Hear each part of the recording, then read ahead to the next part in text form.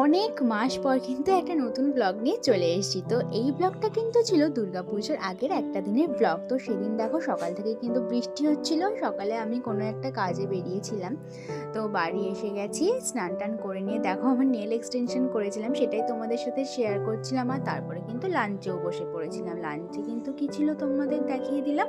আর বিকেলে কিন্তু চলে যাচ্ছিলাম হসপিটালে, কারণ আমাদের বাড়ির পাজি বিড়ালটা কিন্তু আমাকে একটা আঁচড় দিয়েছিল, তো সেটার জন্যই কিন্তু ভ্যাকসিন নিতে যাচ্ছিলাম।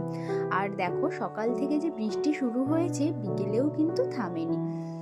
তো আমি কিন্তু হসপিটাল থেকে বাড়ি চলে আসছিলাম, আর আমার মা দেখো রাস্তার মধ্যে নাচানাচি শুরু করে দিয়েছিল। তো যাই হোক, বাড়ি এসে একটু স্ন্যাক্স বানাচ্ছিলাম, চিকেন পকোড়া আর চা।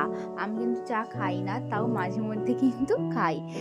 তো সন্ধেবেলা কোনো এরকম টিফিন বানালে কিন্তু সেগুলো আমি বেশিরভাগ বানাই। তো ব্লগটা আজকে এখানেই শেষ করলাম। তো চলো, বাই।